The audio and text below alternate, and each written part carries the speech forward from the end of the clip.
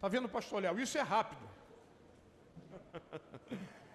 Eu tenho falado esses dias a respeito do ano da aceleração, e o texto base dessa palavra da aceleração é o capítulo 9 do profeta Amós, que a partir do versículo 11, como eu já tenho lido com vocês, eu vou só recapitular para que não haja esquecimento.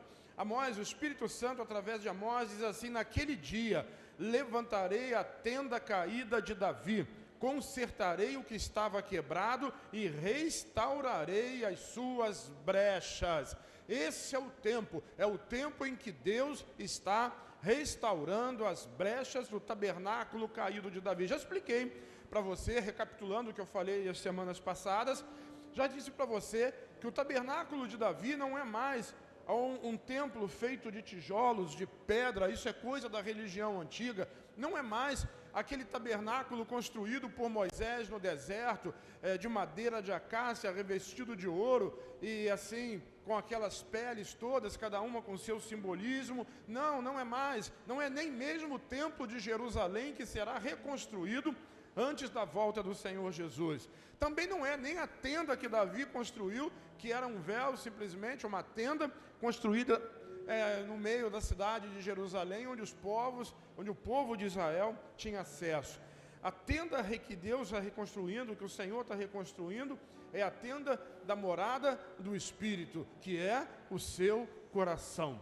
Porque hoje Deus não habita mais em templos feitos por mãos de homens, Ele habita em cada um de nós. Nós somos a tenda caída que o Senhor está restaurando. Então o que eu quero lhes dizer é que nesses dias Deus está acelerando um processo de reconstrução na sua vida. Deus está acelerando um processo de tratamento na sua vida. Aquilo que estava caído será refeito, aquilo que estava esburacado, que estava vazando, será restaurado. Essa é a obra de Deus para esse tempo. E eu estou lhe dizendo que isso vai ser acelerado, potencializado. Deus encurtará o tempo. Aquilo que Ele precisava, aquilo que você precisa, talvez de tempo, de meses, de anos, Ele vai fazer acontecer em poucos dias na sua vida. Eu creio nisso, essa é a palavra.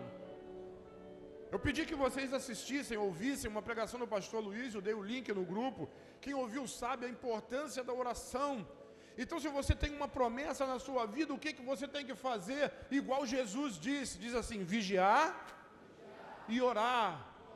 O que é vigiar? É contar os dias. Senhor, está chegando o dia da cura do meu corpo, da restauração da minha família, está chegando o dia que aquela porta vai ser aberta, que a minha célula vai multiplicar, que essa igreja vai explodir em crescimento, está chegando o dia, você está vigiando, está contando, porque sabe que isso será acelerado. Mas não é só isso, você precisa orar para que isso também aconteça, e que aconteça rápido. Senhor, que o inimigo, Senhor, que as línguas, as falas, que as circunstâncias não inibam e nem impeçam a minha fé, porque eu quero viver o tempo da aceleração na minha vida. Quem entende isso diz amém? É disso que eu estou falando, é o que Deus tem para você. Então esse é o tempo dessas brechas serem restauradas. E hoje eu queria falar sobre uma brecha que Deus está restaurando. E quando Ele restaura a brecha na sua vida, no seu coração, na sua individualidade, significa também que Ele está restaurando essa mesma brecha na vida da igreja. A igreja, não do prédio. Se começar a chover, é capaz de vazar, ter alguma goteira aqui, ter alguma situação.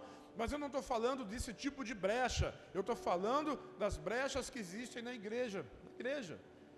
Nós somos o edifício de Deus, nós somos o corpo de Cristo. O corpo às vezes adoece, o edifício às vezes tem rachaduras, mas Deus está restaurando da mesma forma. Porque quando Ele restaura a sua vida, diga a minha vida, Ele está restaurando também a vida da igreja, porque a igreja somos nós somos a igreja. Se eu sou restaurado, a igreja é restaurada.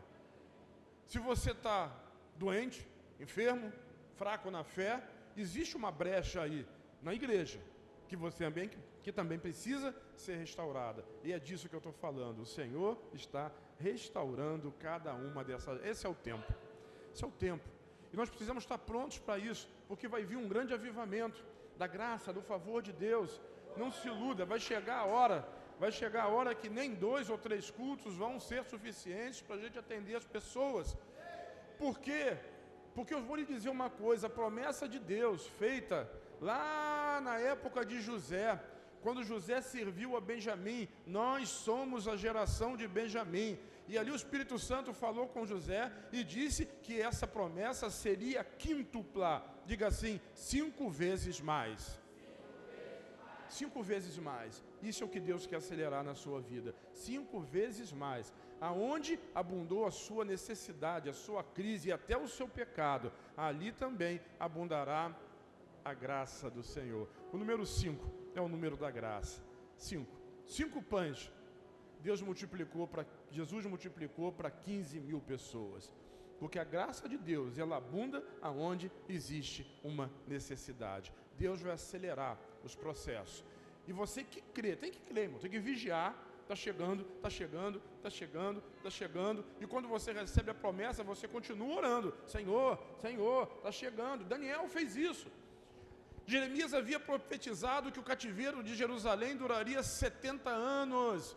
Quando estava chegando no ano 70, Daniel, sabendo disso, Jeremias já havia morrido, ele começou a orar: Senhor, cumpre a tua palavra, cumpre a tua palavra, cumpre a tua palavra. Eu já não aguento mais ficar na Babilônia, eu quero voltar para a minha terra, eu quero voltar para Israel, eu quero voltar para Jerusalém. É a hora, cumpre a tua palavra, irmão. Ora, ora a Deus. Em pé, deitado, de joelho, fecha a porta do seu quarto, ora a Deus, vigiando para que a promessa se cumpra na sua vida. Quem tem promessa aqui, hein? Ó. Triste a gente não ter promessa, mas se você não tem uma promessa, eu quero dizer que a Bíblia tem centenas de milhares de promessas. Sabe o que a própria Bíblia diz a respeito dela? Que em todas elas, eu disse,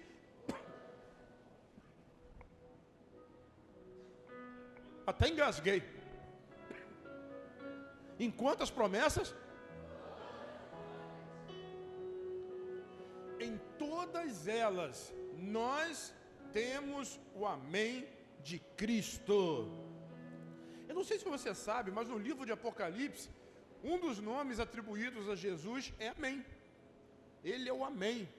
Nele nós temos o sim em todas as promessas que a Bíblia declara sobre a nossa vida. Olhe para que Deus possa acelerar cada uma delas em você. Diga: eu creio. Diz o nome de Jesus aí. Não, o nome que eu acabei de ensinar. Amém. É fiel. Ele é a testemunha fiel. Ele vai cumprir aquilo que prometeu. Então, voltando à história, quando Davi, ele é visitado pelo Senhor, então ele decide trazer a arca. A arca representa quem? A arca representa Jesus, e Jesus.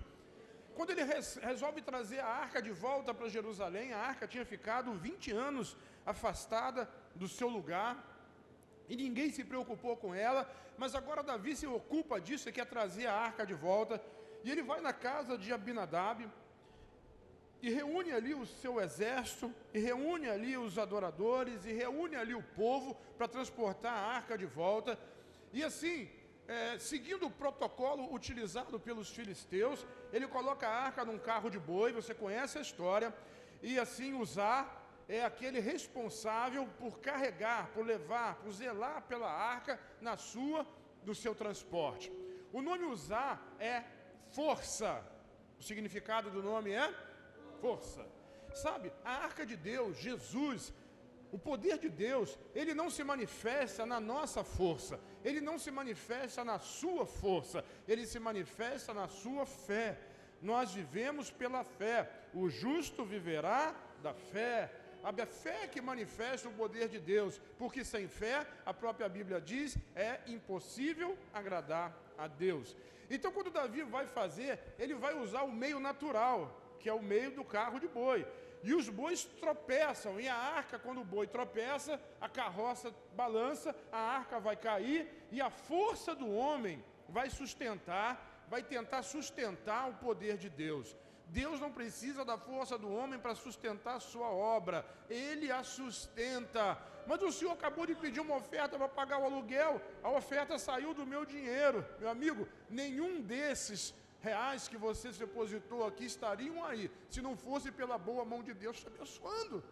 E quando você entrega uma oferta, a gente precisa falar disso de vez em quando, Não é porque você está abençoando alguém, porque se você entrega uma oferta, pensando que está abençoando a igreja, abençoando o pastor, abençoando uma pessoa pobre, uma cesta básica, dá um remédio, se na sua cabeça está achando que você está abençoando, você já está anulando. Quando você entrega a oferta, quando Deus fala com você, é porque Ele quer te abençoar. E Ele precisa de uma atitude de fé. Qual é a atitude de fé? É você pegar, colocar a mão no bolso e entregar a oferta. Que pode ser aqui no gasofilácio da igreja, que pode ser para o seu vizinho que está passando necessidade. E você vai pagar, vai comprar uma receita, sabe? Eu passo na rua de vez em quando e tem uma pessoa sentada no chão, uma situação como essa, o Espírito Santo fala para mim, falou outro dia, perto de casa, ela está com sede. E eu vim andando, não sei o quê, quando eu cheguei perto da pessoa, de uma senhora, ela falou para mim assim, o senhor pode me dar um pouco d'água? Aí eu olhei para ela, passei direto, fui no primeiro bar que eu encontrei, comprei uma garrafa d'água, voltei e entreguei para ela. E eu fiquei pensando, Senhor, muito obrigado. Eu faço isso, faço muitas coisas, não fico anunciando, né? A Bíblia diz que quando a sua mão direita faz, que a esquerda não fique sabendo. É assim que funciona, porque quem abençoa não é a honra de eu dizer aqui para vocês, eu fiz isso, eu fiz aquilo. Quando eu digo isso, a honra já está feita. Eu já estou atribuindo honra para mim. Mas quando eu fico quieto e no meu silêncio, entre eu e Deus, eu faço, aí quem recompensa você é o Pai. É Deus que quer recompensar você. Então quando Ele te pede alguma coisa, primeiro Ele não pede o que você não tem. Segundo, toda vez que Ele pede a você alguma coisa, entenda, é porque Ele quer dar para você muito mais. É Ele que quer te abençoar. Isso é uma, diga, oportunidade. E Uzá meteu a mão porque ele quis ajudar. Ele quis segurar a arca. Irmão, a arca é Jesus. Ele não precisa de ajuda. Ele se defende. Lembra da história? Quando Jesus estava para ser preso, e estava lá no Getsemane, e chegaram os soldados do Império Romano, mandados pelo sumo sacerdote, e quando eles chegaram lá e perguntaram quem é Jesus, e Jesus disse, sou eu. O que Jesus disse?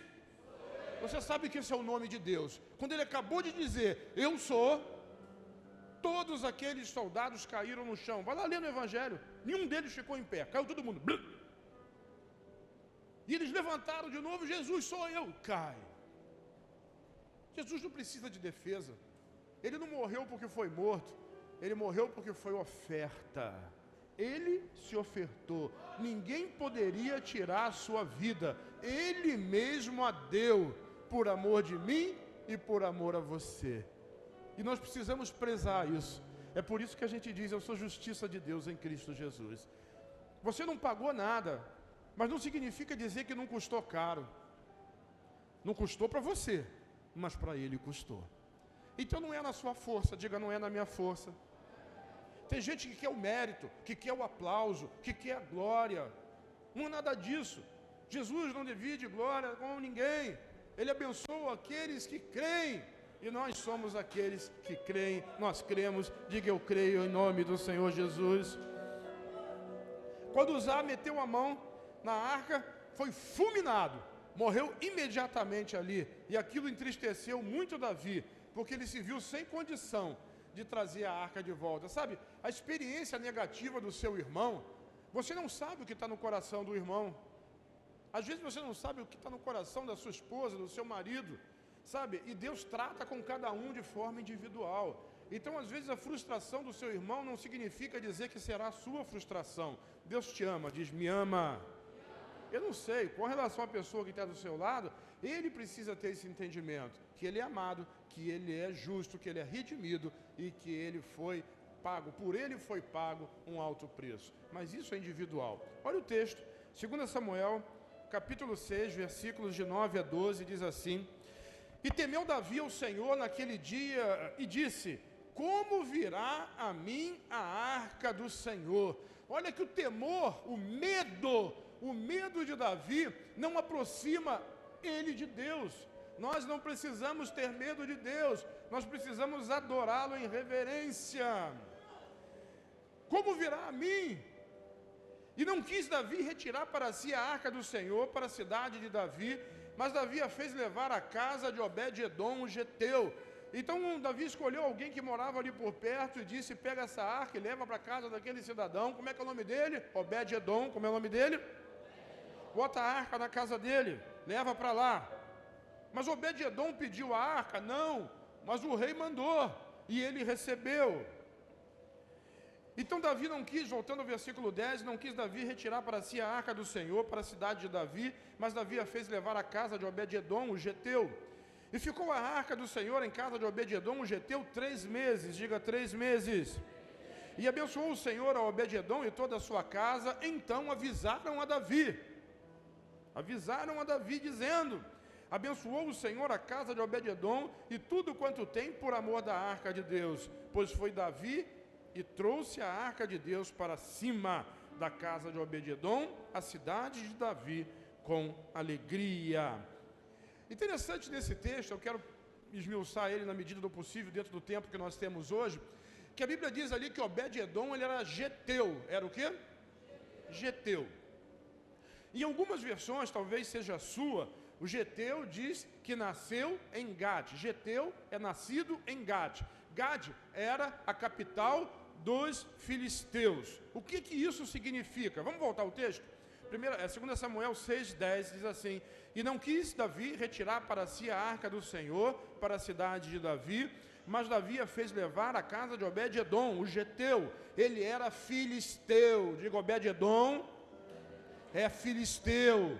Ele não é israelita, não é judeu. E muitas das vezes nós ficamos escandalizados no tempo da graça, porque a pessoa vem de fora, senta aqui, talvez seja a sua primeira vez aqui na igreja, e você vai sair daqui abençoado. E tem gente que está na igreja há 1 ano, 2 anos, 3 anos, 5 anos, 10 anos, 18 anos, que tem todos os títulos, mas não consegue receber a bênção, porque está se colocando na força, na sua própria força. E Obed-edom ali, o geteu, o cara era filisteu, ele não tinha noção da lei, ele não era necessariamente um cumpridor da lei, ele era um estrangeiro.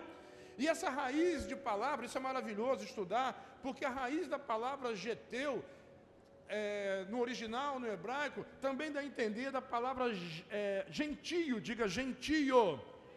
Quem são os gentios? Diga nós. Gentio é todo aquele que não é judeu. E eu estou falando daquilo que diz em João capítulo 1, versículo 11. Veio para o que era seu, quem? Jesus. Jesus representa o quê? A arca. Jesus representa a arca. A arca veio. Jesus veio. O texto de João diz: veio para o que era seu e os seus não o receberam. Ou seja, os filhos de Israel não receberam Jesus. Uzá meteu a mão, Davi desistiu, Saul esqueceu. Mas assim o versículo 12 de João diz: mas a todos quantos o receberam, deu-lhes o poder de serem feitos filhos de Deus, aos que creem no seu nome. Diga comigo assim: o verdadeiro filho é aquele que crê. Se você crê, você é filho, você é amado, você é escolhido, você é levantado. Obed-edom representa a igreja de gentios, a igreja de não-judeus, a igreja, nós, cada um de nós é alvo da bênção de Deus. Deus tem colocado a sua arca, a presença de Jesus, na casa dos gentios. Ela não está em Jerusalém, ela não está em Jericó, ela não está lá na Galileia, ela não está em Cafarnaum, ela não está em Tel Aviv, ela está aqui, ela está aí, ela está na nossa vida. E o próprio Davi, ele coloca a arca, a presença de Jesus, na casa de um gentio, na casa de um não-judeu, para que aquele homem pudesse receber. Sabe por quê? Porque ao contrário de Uzá, que é a força do braço, Obed significa servo. Significa?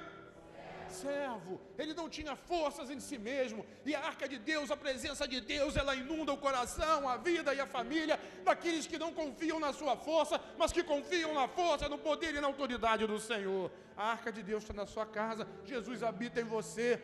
E a primeira brecha que ele vai acelerar a restauração nesse ano é a brecha que existe nas famílias. Diga famílias. Porque a arca foi exatamente para uma família de gentios, uma família de não-judeus, uma família de um homem chamado Obed-edom. Diz amém? Então a bênção é familiar. 2 Samuel capítulo 6, versículo 11 diz assim: e ficou a arca do Senhor em casa de Obed-edom o geteu 3 meses. Olha que a Bíblia insiste. Sabe, o Espírito Santo ali insiste em usar a expressão Obed-edom, o geteu, Obed-edom, o geteu, Obed-edom, o gentio, Obed-edom de Gate, Obed-edom, o filisteu, Obed-edom que era considerado impuro, Obed-edom que era considerado não íntegro, não merecedor, pois foi ali que o Senhor colocou a presença dele, a arca dele, e diz que em 3 meses, apenas 3 meses, Deus abençoou a casa dele. A casa não está falando, como eu disse, simplesmente do lugar da habitação dele. Está falando que Deus abençoou tudo que ele tinha. Abençoou a sua família, abençoou a sua esposa, abençoou os seus filhos. E foi uma coisa assim tão extravagante, diga extravagante. Tão extravagante, que essa bênção foi vista por todas as pessoas. Sabe, Deus quer nos abençoar e algumas pessoas serão abençoadas tão extravagantemente que não vai ter como você esconder. Você não vai conseguir esconder dentro das paredes do seu quarto ou das paredes da sua casa. Seus vizinhos vão ver, todos vão perceber a bênção de Deus, a bênção da presença de Jesus na sua casa, na sua família. Deus está reparando as brechas das famílias nesses dias. Eu creio nisso, eu digo amém. 3 meses. E abençoou o Senhor Obed-edom e toda a sua casa. A mulher de Obed-edom ficou nova, bonita. Os filhos rebeldes foram obedientes. Aqueles que não conseguiam passar na escola começaram a ter notas boas. A plantação de Obed-edom começou a frutificar. Gente, eu estou falando em 3 meses. 3 meses. 3 meses, Deus abençoou extravagantemente a casa daquele homem. Meu Deus, tem gente que está esperando a bênção do Senhor durante 3 anos, 30 anos, mas em 3 meses, Deus resolveu todas as crises e todos os problemas daquele homem. Deus quer restaurar a sua casa, a brecha é a família. Deus quer restaurar, porque a restauração familiar, um homem sem família, uma mulher sem família, é uma pessoa sozinha. Deus quer restaurar, nem olhei para você, Deus quer restaurar o tabernáculo caído, e a glória da segunda casa será maior do que da primeira. Recebe aí, conforme eu já lhe disse, em nome de Jesus, a glória da segunda casa será maior do que da primeira. Deus vai restaurar esse marido feioso seu, fedido, ele vai ser um príncipe de Deus, porque o Espírito Santo habita nele, sabe? E essa casa vai ser restaurada, a enfermidade vai sair da sua família, essa casa vai ser restaurada. Como é que isso acontece, irmão? É pela fé, nada se explica. 3 meses, e não é mudar a história. Você pode receber um aumento de salário, abrir uma empresa e ganhar algum dinheiro e ficar quietinho, porque você não quer despertar inveja nos outros, porque infelizmente, aqui não, né? Mas tem muita gente por aí que é invejosa, e a gente tem medo do invejoso. A gente precisa mudar essa história, Jefinho. A gente precisa mudar essa história. O invejoso precisa entender que ele é tão amado quanto o outro, ele é filho. E tudo aquilo que o pai dá para ele, ele dá também para o irmão, para o amigo, para o outro, entendeu? Todas as bênçãos de Deus sobre a sua vida, elas também estão disponíveis para a vida do seu irmão. Quando você entende isso, para que ter inveja? Ninguém mais vai olhar para o Jefinho com inveja daquele monte de salgado, daquela loja, daquela coisa deliciosa, nem do Mengão. Porque é o coração de Deus. Não diz não, recebe a glória, recebe a honra, recebe Jesus na sua vida, recebe Jesus no seu coração, sabe? Não vai dar para esconder. Eu não vou nem comprar um carro novo, eu vou comprar um Chevette 76, porque eu não quero que ninguém fique sabendo que Deus me prosperou. Eu não vou viajar para os Alpes Suíços, está muito calor, né? Em janeiro do ano que vem, em vez de eu ficar no calor do Rio de Janeiro, eu não vou viajar para os Alpes Suíços, não. Eu vou arranjar uma pousadazinha ali em Petrópolis, porque é um pouquinho mais fresco. Nada contra Petrópolis, irmão, mas vai chegar uma hora que não vai dar para esconder aquilo que Deus está fazendo. aquele seu filho que foi embora, o seu casamento que acabou, Deus vai trazer de volta. E você, como é que você vai esconder? Como é que você vai esconder o filho que estava nas drogas e voltou para casa? Como é que você vai esconder seu pai que tinha largado a família e voltou para casa? Como é que você vai esconder uma família restaurada? Não dá, não dá. É a bênção de Deus. E nesse ano Ele vai acelerar. Vigia. Eu falei? E além de vigiar, o que mais que você vai fazer? Porque vigiar é orar, não é trabalhar, é ter fé de que Deus vai potencializar aquilo que Ele faz na sua vida. Eita, nós! Obed-edom, então, ele foi abençoado assim extraordinariamente. E quando Deus abençoa, abençoa mesmo.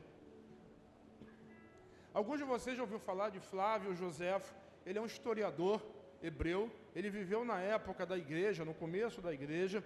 E ele era um historiador, ele contava as histórias dos hebreus. Os livros dele são disponíveis aí. Você pode procurar. E ele falava a respeito de Obed-edom e dizia que Obed-edom era pobre. Ele era um estrangeiro vivendo no meio de Israel. Ele era pobre. Pobre. Eu falei o quê? Pobre. Deus fez ele prosperar e enriquecer em 3 meses. Eu não estou aqui pregando o evangelho da prosperidade. Eu estou dizendo aquilo que Deus pode fazer na sua vida. Porque Jesus, sendo rico, se fez pobre. Para que, através da sua pobreza, nós enriquecêssemos. Isso é fé. Isso não é evangelho da prosperidade. Isso é fé. Porque o evangelho, ele traz prosperidade. O evangelho, ele traz saúde. O evangelho é boas novas. Vem para Jesus e eu vou dizer o quê? Continua doente?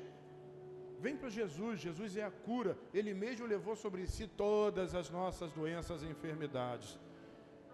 Eu estou muito atormentado, eu estou atribulado. O castigo que te traz a paz estava sobre ele. Pelas suas feridas você é sarado. Esse é o evangelho. Quando os anjos anunciaram o nascimento de Jesus, eles não disseram, eis que vos trago notícias tristes. Eles disseram, eis que vos trago novas de grande alegria. Quando a gente ouve, a gente precisa ouvir isso com um coração alegre. Eu estava ministrando para os jovens lá no camp. Quem esteve no camp, deixa eu ver. Uau! E vocês sabem que no sábado de manhã eu falei sobre os discípulos no caminho de Emaús e a jornada, que Deus cura, Deus trata, Deus restaura na jornada. Quem não foi, perdeu, não gravou, não vai ver e não vai ouvir. Foi só para vocês. Quem foi no camp?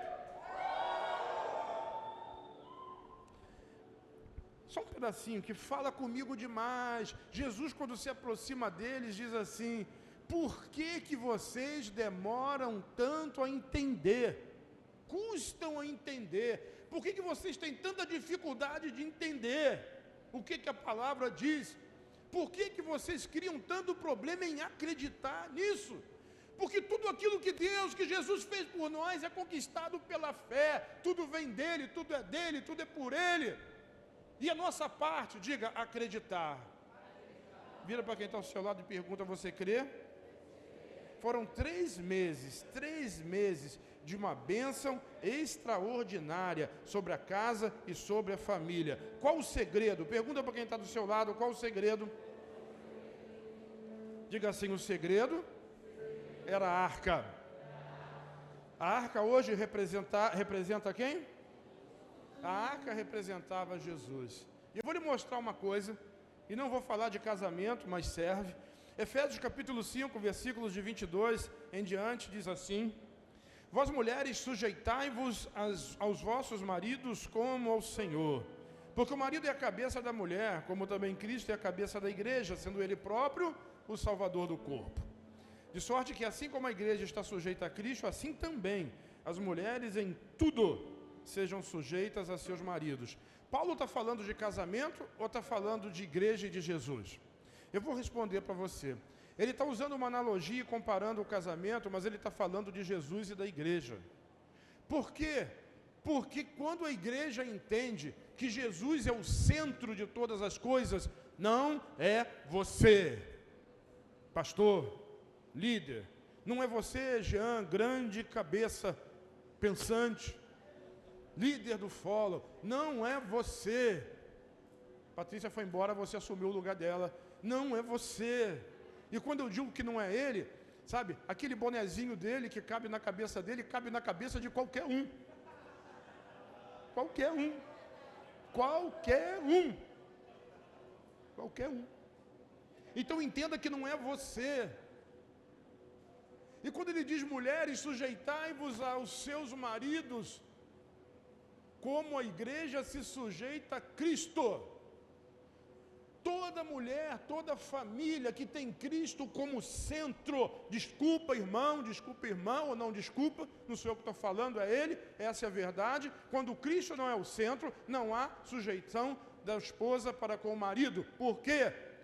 Por culpa do marido? Não, porque Jesus não é o centro. Se Jesus for o centro da sua casa, todas as mulheres se sujeitarão aos seus maridos na sua missão, assim como a igreja se sujeita a Cristo.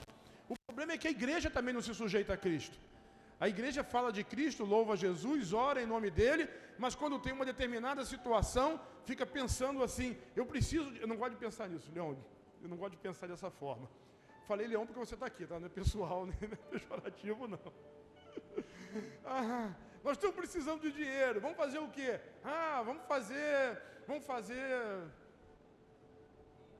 Como é que é o nome daquele negócio que faz para vender roupa velha? Brechó. Vamos fazer um brechó.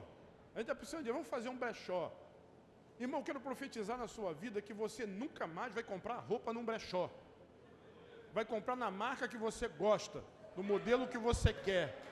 Brechó não é feito para nós. E eu vou fazer dinheiro falando brechó? Vamos fazer. Uma vez eu pensei em fazer isso. Vamos aproveitar esse muro aqui, vamos fazer propaganda e vamos botar o nome das empresas ali. Agora eu vou citar ele de propósito porque ele falou.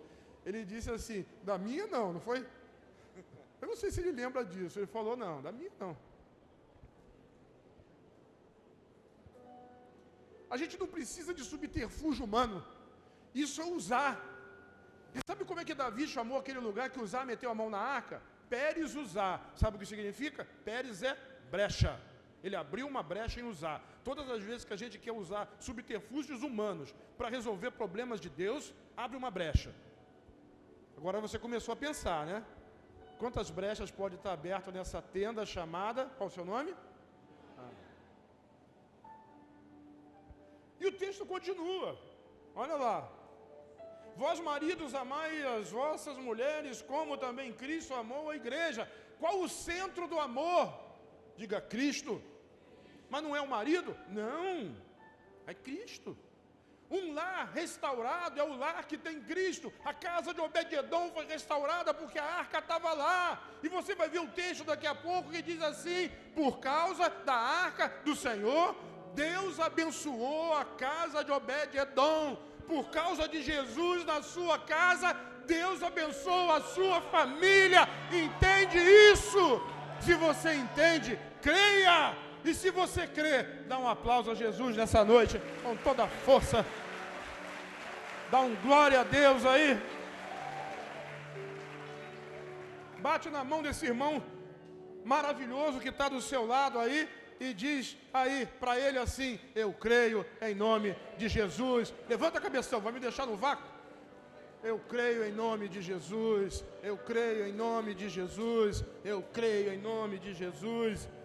Assim, devem os maridos amar a sua própria mulher como ao seu próprio corpo. Eu repito, irmão, você acha que Paulo está falando do melhor marido que existe na Betel? Desculpa, cada um acha de si, né? Leão vai dizer, ele. Eu vou dizer eu, Dudu vai dizer ele, cada um vai dizer ele. Não, ele está falando de Jesus. É Jesus que ama a sua noiva como ama a seu próprio corpo. E ele se entregou. Ele é o cabeça. Quando Jesus está na sua casa, há harmonia. Desculpa, mas se tem problemas familiares, é porque falta Jesus. Quando Jesus entra, irmão, o problema sai. Ele vai preencher o espaço. O problema vai sair. Pode ser que não saia em um momento. Na casa de Obed-edom demorou quanto tempo? 3 meses. Mas à medida que Jesus cresce na sua casa, no seu coração, o tabernáculo ele é restaurado. a inveja, a fofoca, a mentira, o ciúme, essa coisa toda vai morrendo e Jesus vai crescendo. Diz, uau!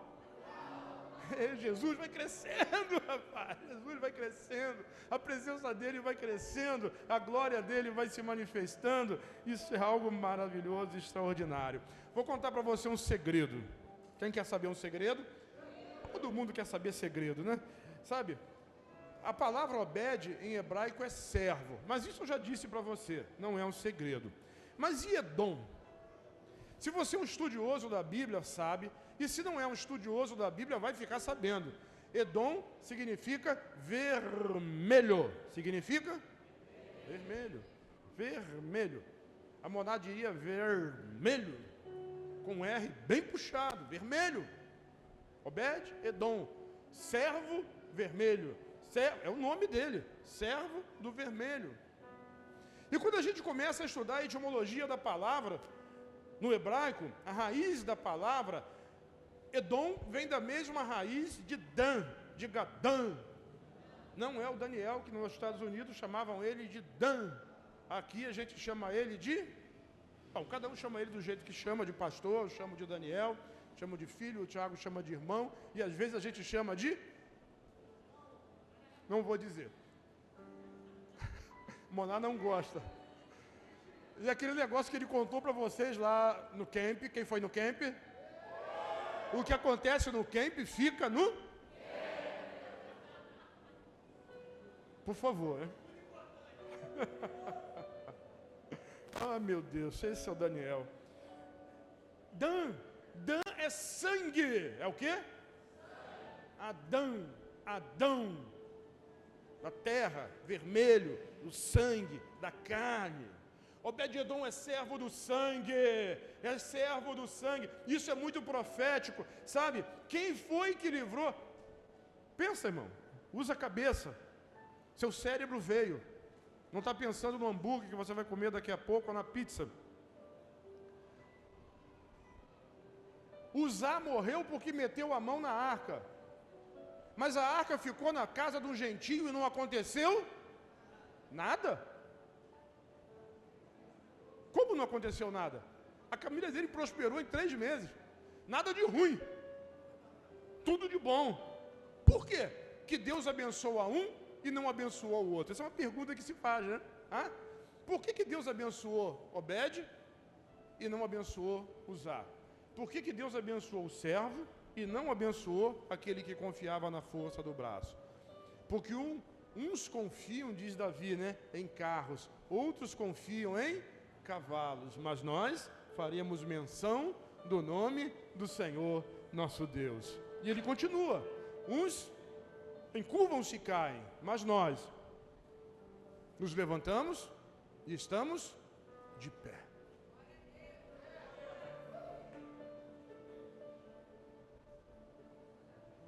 Agora riu por dentro, né?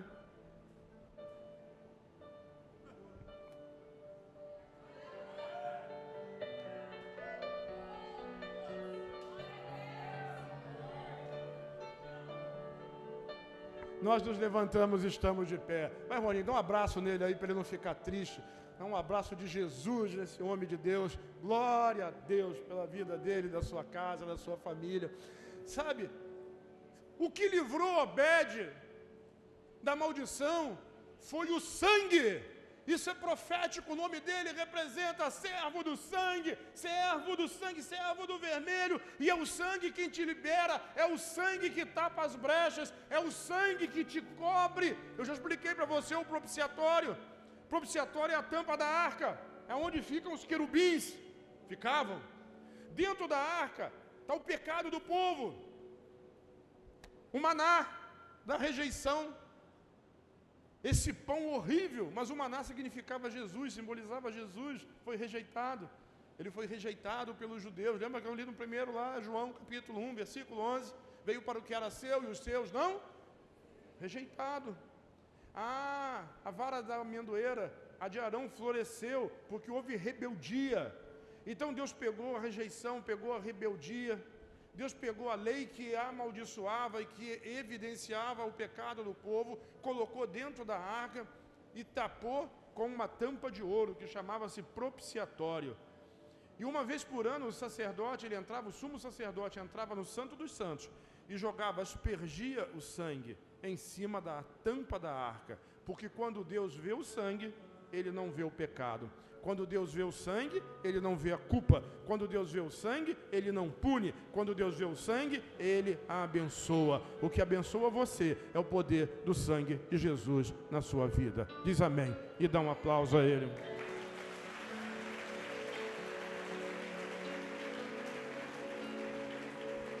É o sangue, não é a força, é o sangue. É o sangue que te cobre, é o sangue que te salva, é o sangue que te perdoa, é o sangue que te justifica, é o sangue que te redime, é o sangue da redenção, porque um preço foi pago por você. E assim, a sua família é a brecha. E às vezes Deus quer restaurar a brecha que existe na sua família através de você. Você é a primeira tenda a ser restaurada. Diga assim, eu sou. Por que você é a primeira? Porque você é crente. Diga, sou crente. Porque eu creio. Você crê, diga eu creio. Por isso, essa é a diferença. Uma pessoa, uma única pessoa. Quer ver uma promessa? Essa promessa é sua, diz minha. Atos dos Apóstolos, capítulo 16, versículo 31. Eles disseram, Paulo e Silas, você conhece a história, vou só atualizá-lo. Paulo e Silas são presos, colocados na masmorra. Há um grande terremoto enquanto eles estão louvando a Deus. As portas do cárcere, elas são derrubadas, as cadeias são destruídas.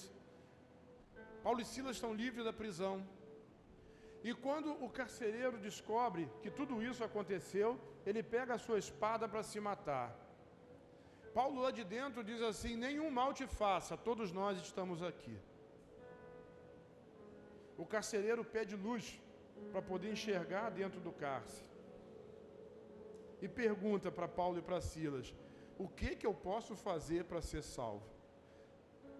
Sabe, a bênção na sua vida vai ser tão grande, que as pessoas vão parar você na rua e perguntar, o que aconteceu com você? O que houve com você? Como é que a sua vida mudou? Você só falava besteira, você era só problema, ninguém queria estar perto de você. Como é que a sua vida mudou? E você vai dizer, foi Jesus, foi a arca. Como é que eu posso fazer para ser salvo também? E Paulo respondeu o que você vai responder. Crê no Senhor Jesus Cristo e serás você e a sua. Olha uma promessa. Crê no Senhor Jesus Cristo e você vai ser salvo. Mas disso você já sabe. Mas a promessa de Deus ali é que a sua casa será salva também. Mas alguém vai ser salvo porque eu criei? Não. A salvação ela é individual. Mas quando uma pessoa da família se converte, tem Jesus no coração, o Espírito Santo potencializa a mudança da história daquela família, porque ali existe alguém que tem o sangue, e quando Deus olha o sangue, Ele vê prosperidade, provisão, salvação, cura, libertação, redenção, justiça. E essa justiça ela é expansiva, ela é abundante, ela vai sair de você, porque de alguma forma Deus vai trabalhar, o Espírito Santo vai trabalhar, que toda a sua família vai se converter, cada um deles vai se salvar. Talvez você esteja aqui, o seu filho não esteja, talvez você esteja aqui, o seu pai ou a sua mãe não esteja, seu irmão, mas continue vigiando essa promessa. Deus quer acelerar essa promessa na sua vida. O Espírito Santo mandou dizer isso para você. Deus quer acelerar essa promessa na sua vida, aonde através de você toda a sua família vai ser salva, resgatada e restaurada. Deus escolheu as famílias, Deus levantou as famílias, Deus quer salvar e curar as famílias, a sua família. Olha só o texto, antes que você me chame de herege. O versículo 32 diz assim, e lhe pregaram a palavra do Senhor. Então ele creu por quê? Porque a palavra foi pregada. E os outros da família? Olha como termina o versículo. E a todos os que estavam em sua casa. O que aconteceu? o Espírito Santo veio com força. É por isso que eu estou dizendo, nos últimos dias, Deus vai restaurar as brechas. Sabe, o seu pai pode ser um incrédulo, pode ser um ateu, o seu pai pode ser um ateu difícil, que migrou para outras coisas, mas chegou o tempo em que o Espírito, em que o próprio Deus vai reparar as brechas. Sabe, você é abençoado demais, porque através de você, essa bênção vai chegar a toda a sua família. Diz: eu creio. Você não crê? Eu creio por você, em nome de Jesus. Versículo 33, e tomando-os consigo naquela mesma hora da noite, lavou-lhe os vergões e logo foi batizado, ele e todos os seus. A gente leva a pessoa para o encontro: eu não quero batizar não, eu não estou preparado. Cara, você não está preparado porque você acha que o batismo, ele é feito mediante a sua força, a sua capacidade, o seu preparo, a sua santidade, e não é, desculpa, irmão. O batismo não tem nada a ver contigo, tem tudo a ver com Jesus. No batismo você está dizendo que você se identifica com Ele na sua morte. Você morreu com Ele você foi sepultado, e com Ele você ressuscitou para uma nova vida. Isso que significa o batismo. Aquele camarada carcereiro, ruim, romano, assassino, torturador, ele recebeu Jesus naquela noite, e no dia seguinte ele foi batizado, e com ele toda a sua família. Sua família vai vir para Jesus. Sua família vai vir para Jesus. Às vezes a gente tem tanta raiva da família que não quer que a família venha, né? Se a minha família vir para cá, vai ser um terror. Você não conhece a minha família. Você não conhece o meu Deus. Você não conhece Jesus. Quando sua família vier para cá, ela vai ser restaurada, não pelo prédio, não, por Jesus, é o sangue de Jesus, sabe?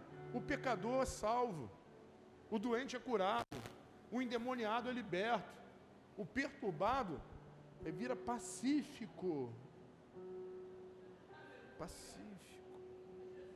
É Jesus, não é você.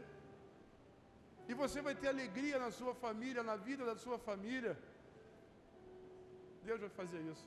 Irmão, eu convivi numa família que meu pai não era crente, e minha mãe orou pela conversão do meu pai e creu na promessa durante 14 anos, e não teve jeito, ele se converteu. Não tem jeito, não tem jeito. Mas o meu parente, o meu pai, ele está internado na UTI com Covid. Deus é poderoso para visitar o seu parente dentro da UTI do Covid e falar com ele. Eu acho que eu vi Natinho aqui depois de um monte de dia, não vi? Sai do escuro, meu jovem, vem para a luz. Chega para frente. Neném não, Natinho, traz Natinho, vem, Natinho. Leonardo, Pacheco, pode vir os outros dois juntos agora, em nome de Jesus. Vem também, meu filho, vem todo mundo em nome de Jesus. Que a bênção derramada sobre a vida dele seja a bênção derramada sobre a sua vida, que a graça e o favor de Deus sejam abundantes em você, e o dom da justiça se manifeste na vida de cada um de vocês. Quem foi que falou com você na UTI de Covid? Só diz o nome, hein? Jesus. Diz de novo que eles não ouviram. Jesus. Mas você não estava em coma? Estava. Apagadão? Apagado. Mas Jesus falou com você? Falou comigo.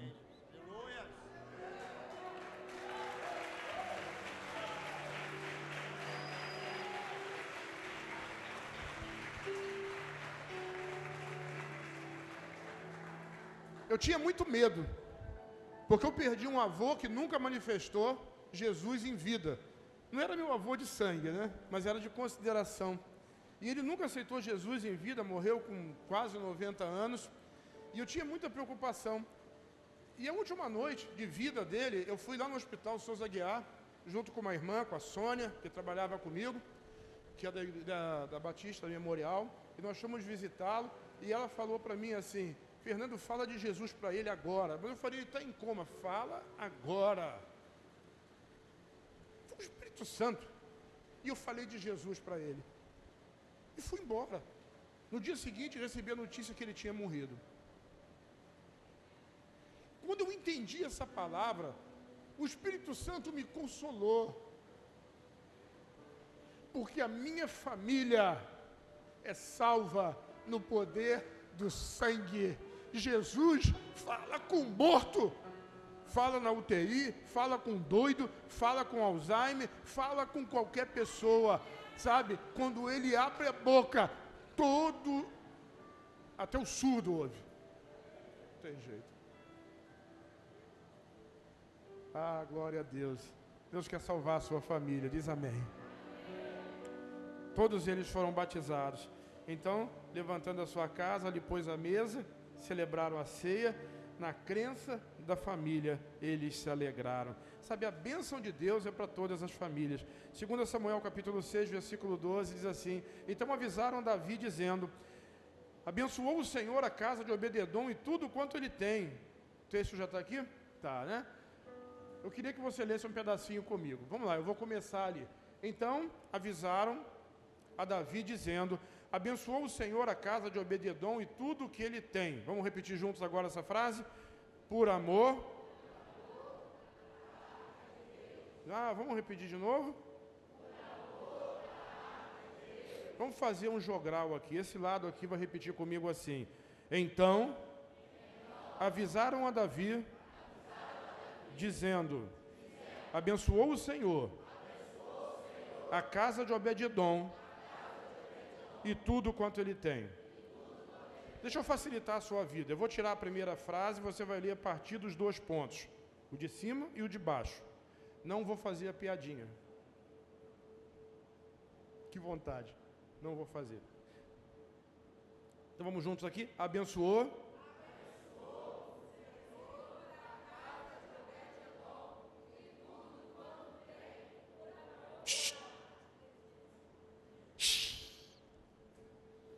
Vocês, não sei se merecem, mas vão receber a honra de dizer o porquê.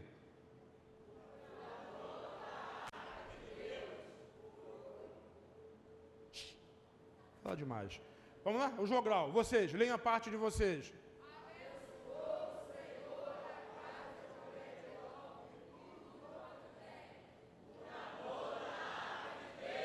Percebeu que lá está muito melhor que aqui, né? Não vou pagar hambúrguer para ninguém. O pão aqui é espiritual e nem só do pão viverá o homem. Vamos dar mais uma chance para vocês.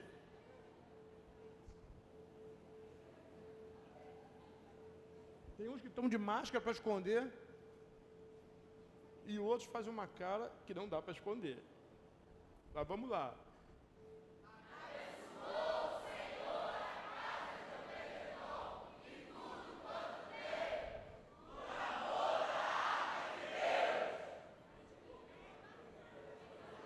Tá bom, vamos lá.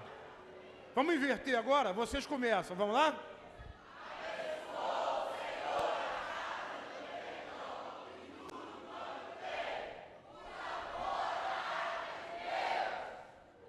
Melhorou, hein?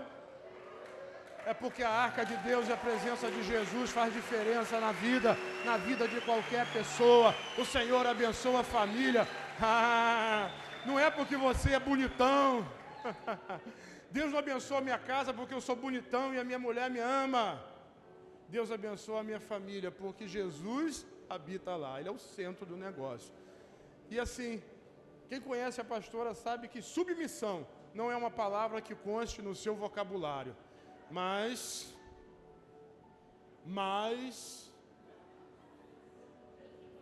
por amor a Jesus, é isso que tem que acontecer. Diz amém. É a arca, irmão, é a presença de Jesus que abençoa a sua casa. Então Davi foi lá e trouxe correndo a arca de Deus para cima, para o monte Sião, da casa de Obed-edom, a cidade de Davi, do lugar do servo ao lugar do rei, do lugar do servo ao lugar do príncipe, de maneira que aquela arca pôde abençoar todas, eu disse, todas as famílias de Israel. A presença de Jesus abençoa todas as famílias, abençoa todas as casas. Repete comigo assim, é o sangue. Êxodo capítulo 12, versículo 3. Êxodo 12, 3 em diante diz assim: falai a toda a congregação de Israel, dizendo, aos 10 desse mês, tome cada um para si um cordeiro, diga um cordeiro, segundo as casas dos pais, um cordeiro para cada casa. Vamos lá? Um cordeiro para cada casa. O cordeiro representa quem? Jesus. Versículo 4. Mas se a família, eu falei o quê? Então tem um cordeiro para cada família.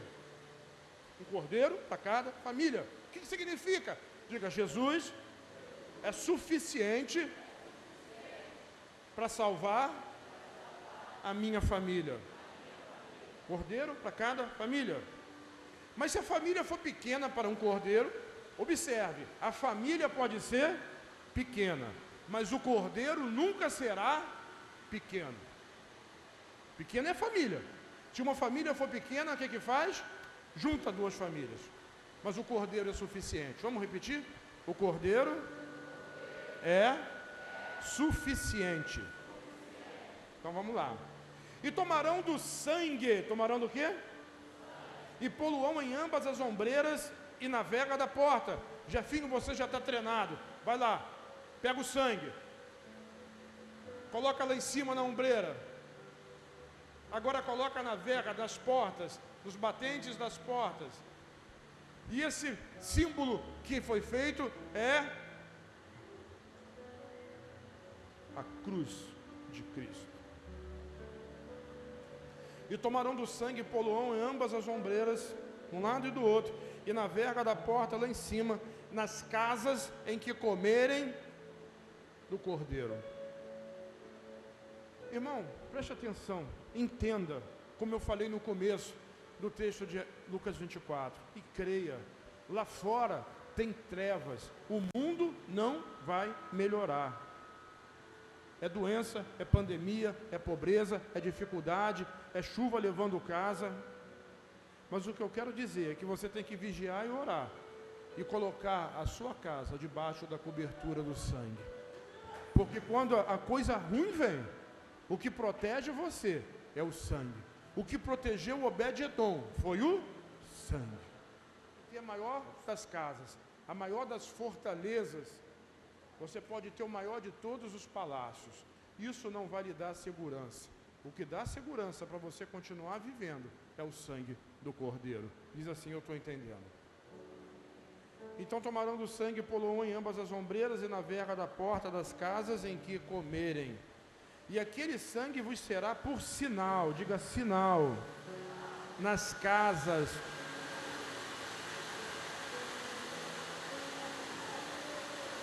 E aquele sangue vos será por sinal nas casas em que estiverdes. Vendo eu o sangue, passarei por cima de vós, e não haverá entre vós, repete comigo, não vai haver na minha casa nenhuma praga, mortandade, porque eu vou ferir o Egito. O mal está lá fora, mas o sangue vai cobrir a sua casa. Por causa da arca de Deus, por causa da presença de Jesus. Um cordeiro para cada família, um cordeiro suficiente, garante a salvação de todos na sua casa. Se a família for pequena, junta duas famílias, monta uma célula, todos estarão protegidos debaixo do sangue do Cordeiro. O sangue protegeu as casas e a família do povo de Israel. Quando Deus vê o sangue, ele passa por cima. O anjo da morte não chega. Para terminar, Atos capítulo 15, versículo 16, diz assim: depois disso, voltarei. Isso é Tiago falando do versículo 11, do versículo 9 do capítulo, do versículo 11 do capítulo 9 de Amós. Depois disso voltarei e reedificarei o tabernáculo de Davi que está caído, levantá-lo-ei das suas ruínas e tornarei a edificá-lo, para que o resto dos homens busque ao Senhor, e também todos os gentios sobre os quais o meu nome é invocado, diz o Senhor, que fez todas essas coisas. Eu queria começar do fim.